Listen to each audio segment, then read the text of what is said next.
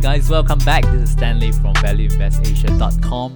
I just want to thank all of you for all your comments in our first video where we talk about why you should really be starting to invest in S-REIT, the Singapore Real Estate Investment Trust.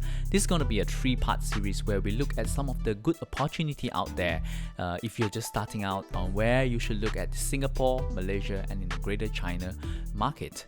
Of course, for those of you who have not viewed our first video, just click on the link down below and we'll bring you back to our video number 1 and you can take a recap back on what we talked about previously.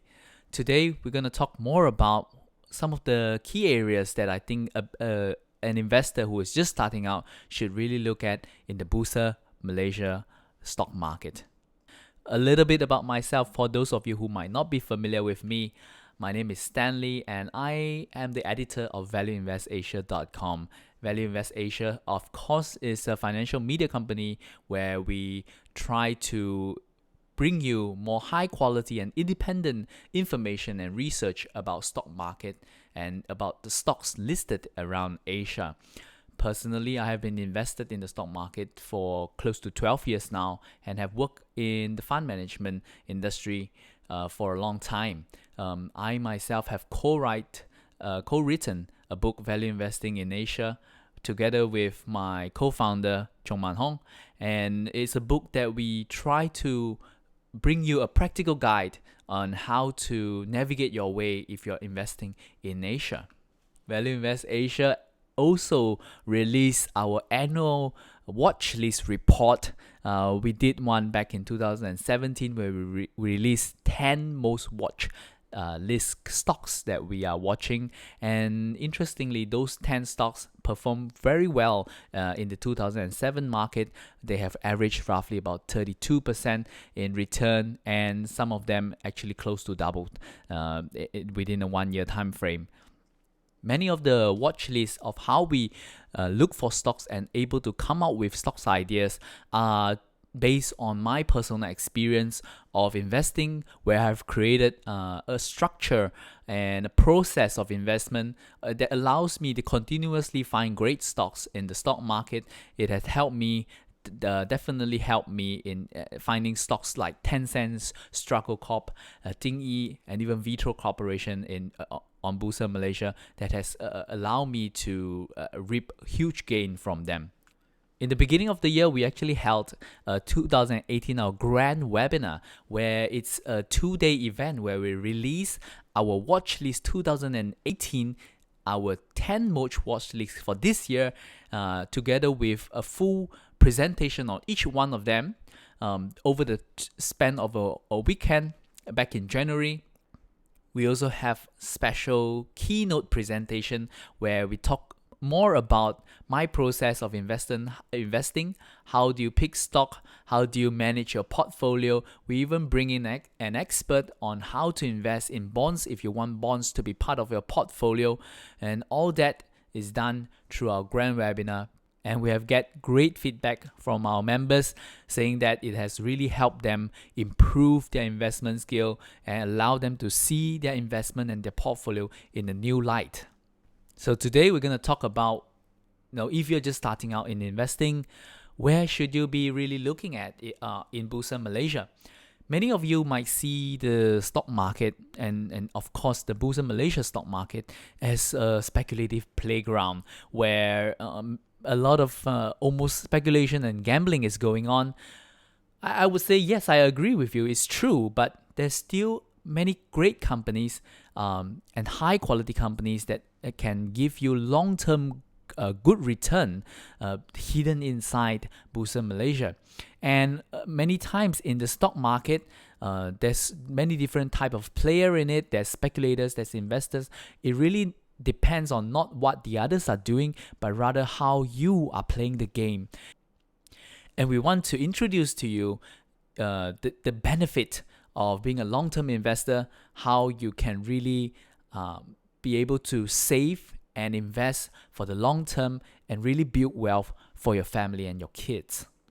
Secondly, I know many investors, not just in Malaysia and also maybe foreign investors, are worried about the Malaysian ringgit, and that's a key reason why many of them might not want to invest in Malaysia, but from our research, it shows that some of the stocks that if you have invested, they have great pricing power and is able to offset whatever depreciation that you get from your currency. And in fact, great companies such as Dutch Lady or Carlsberg, which is in our watch list 2017, if you have just invested 15,000 in them back in 1992, if you have held them for the past 20 odd years, they have more or less returned you close to 500,000 or even 2 million ringgit back to you for the case of Dutch Lady. So the stock market is a great way for us to store our wealth. If you just think of many of the great billionaires out there, Bill Gates or Warren Buffett or Robert Koch, whoever, when they say that they are worth tens of 20 or 30 billion in wealth, most of it is not really in cash. Most of it is always in stocks of companies. And that's how rich people are gaining, are storing their wealth and growing their wealth. So if we want to become them one day and reach their level one day, we should definitely learn from them and invest in the stock market and store our wealth in the stock market. So I know if you're starting out in the stock market, it's a very confusing time for you. You do not know where to get started.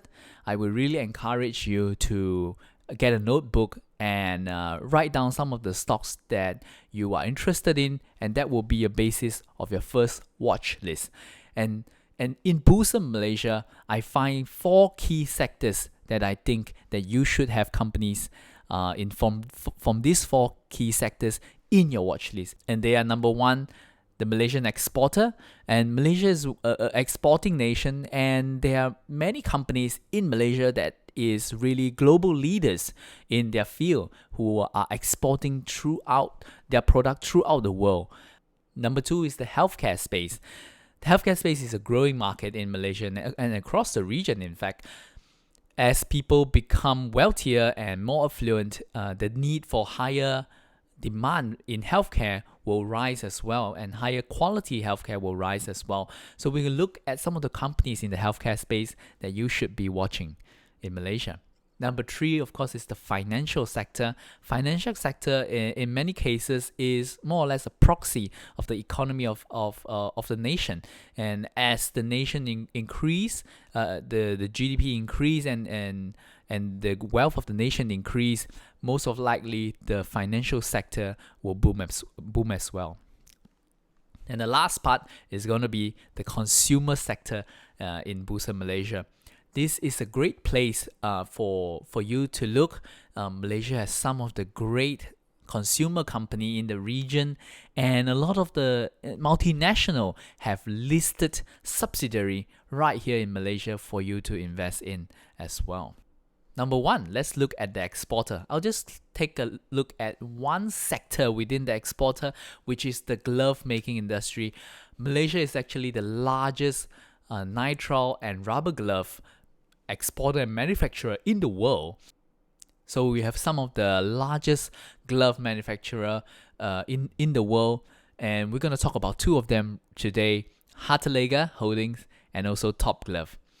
So Hartalega over the past few years has really grown in size, mainly from its nitrile glove technology. It is now the largest nitrile glove manufacturer in the world. It is have a market cap of roughly 18 billion right now, and it has shown that its net income is also growing roughly about 7% over the past 5 years.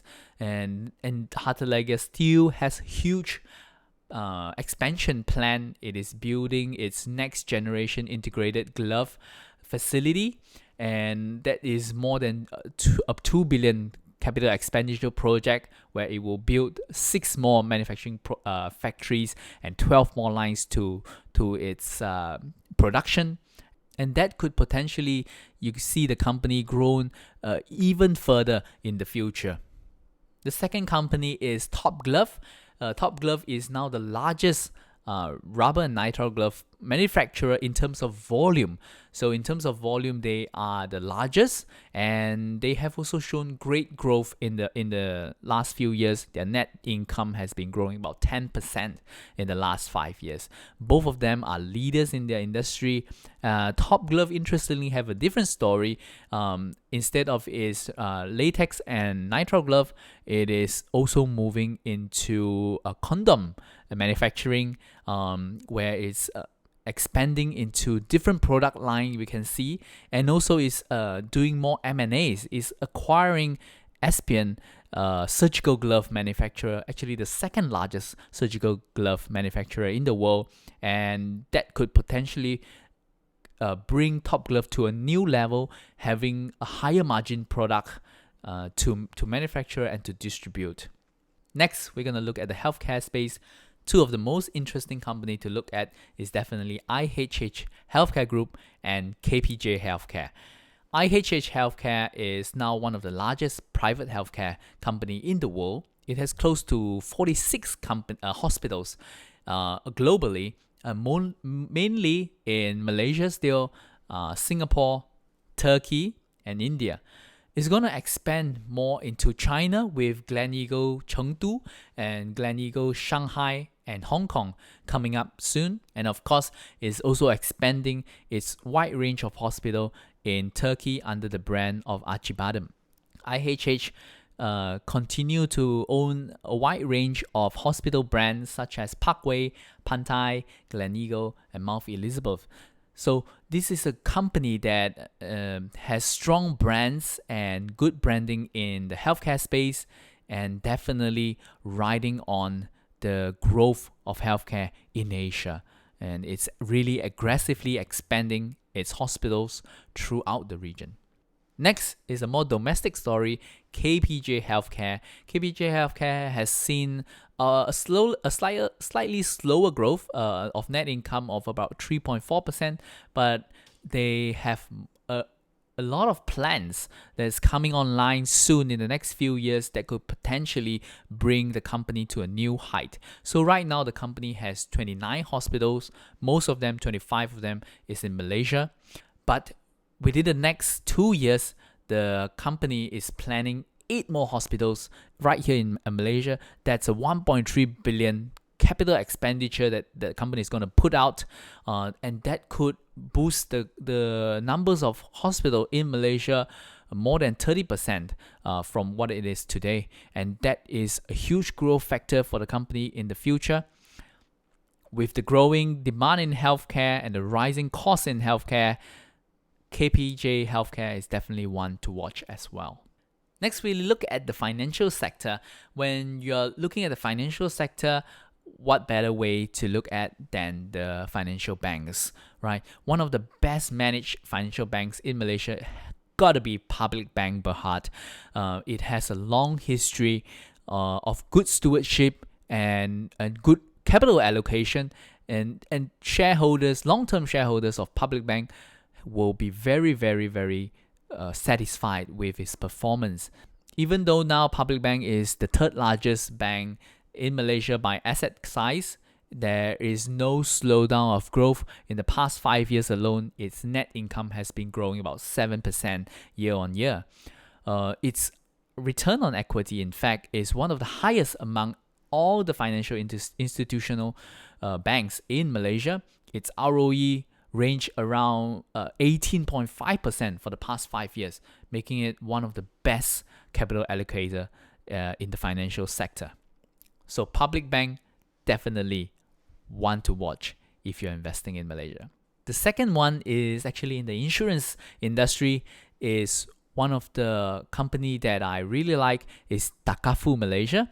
Takaful Malaysia Berhad is predominantly in the Takaful industry, whereas Islamic insurance, and it has shown huge growth in its business. Net income is growing 18% year on year for the past 5 years. Its ROE is also one of the best in the industry, close to about 24% over the past 5 years. And the company is not stopping.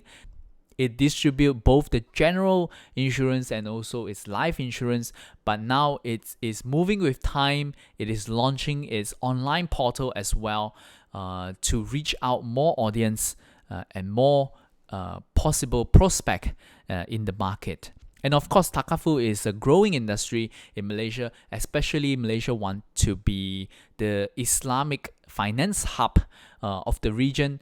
And the Takaful industry is definitely one that the government is strongly emphasizing and promoting and helping out as well. Last one, we're gonna talk about consumer companies.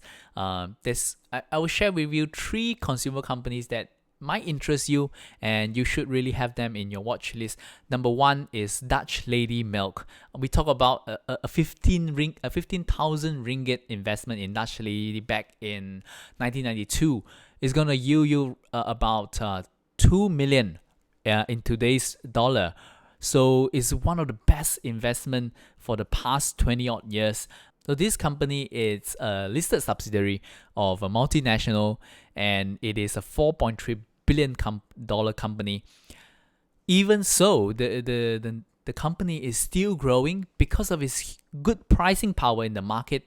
It is able to just increase its prices as its raw material increase, so its margin is quite stable, its earning is quite stable. Its net income has actually been increasing 6.6% over the past 5 years. So we always have the misconception that large company cannot grow anymore, but in fact, that's not really the case in my experience. A lot of the company that are market leaders who has such a huge presence in the market can still continue to grow in the long term, mainly because of their pricing power.